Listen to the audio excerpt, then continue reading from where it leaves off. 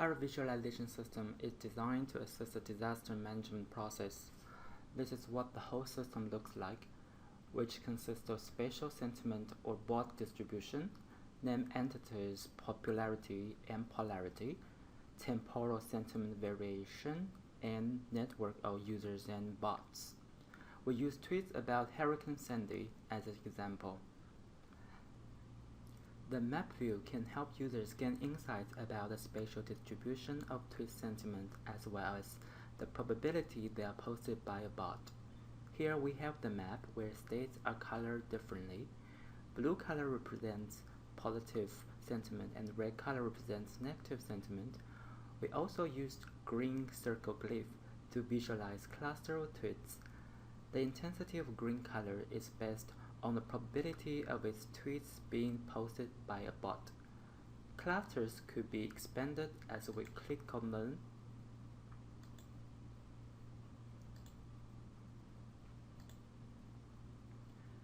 We can also merge them together when we zoom out.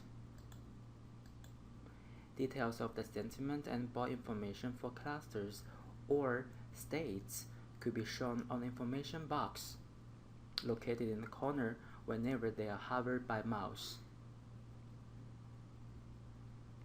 As you can see, most of tweets posted have positive sentiment. People's reaction toward hurricane can be one reason as they try to spread hope during disaster. Most of the tweets are also posted by people rather than bots. We also have different settings for our map. For example, filter out the information about either bots or sentiments.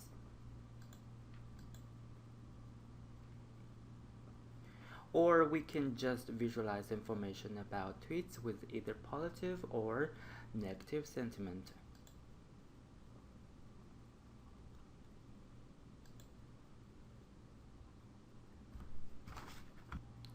We are also interested in people's interactions and reactions to name entities extracted from the tweets.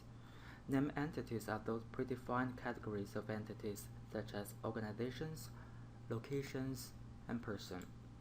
Our goal is to demonstrate those name entities in two aspects, popularity and polarity. Popularity reveals those name entities that people mention the most, and polarity assesses people's sentiment to the participation of entities. The size is used to represent the frequency as well as the sentiment score. Here is an example. When you select organization, we see that people mention Walmart very frequently. The reason is that Walmart helps deliver supply to those areas impacted by Hurricane Sandy. Another example is the sentiment of the person. We see that Rudy has a high sentiment score during the disaster, which is because Rudy had criticized Obama's reaction for Hurricane Sandy and people support his voice. The sentiment river aims to study the temporal properties of the sentiment after the disaster. This is what the sentiment river looks like. The figure shows the number of tweets of positive and negative sentiment in each hour. Above the time axis, blue color is used to represent positive sentiment. Below the time axis, red color is used to represent negative sentiment. Such a sentiment river can clearly show the trends and spikes of the sentiment.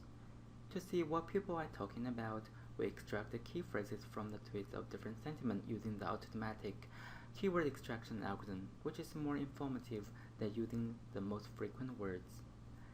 The extracted keywords are then shown in the tooltip as the mouse moves over the river. For example, at this particular time, we can see that people are talking about governor's executive order, and Hurricane Sandy literally turned NJ upside down. The brushing technique can help the user zoom into a shorter time range for a more careful inspection. In the network view, we visualize how bots connect to normal users and to each other. To do so, we use a network in which users are nodes and there is a link between two nodes if the corresponding users have a following relation. The color of each node indicates the probability of being a bot. The darker the color, the higher the probability. We use the sequential color scheme of green to be consistent with the color place map. Due to large number of users in the dataset, we only choose the connections between the users who both have at least one tweet about Hurricane Sandy and ignored other neighbors. This results in small clusters and several disconnected components. Another observation is that the majority of users have very low probability of being a bot. This observation is consistent with previous studies on bot detection in social media.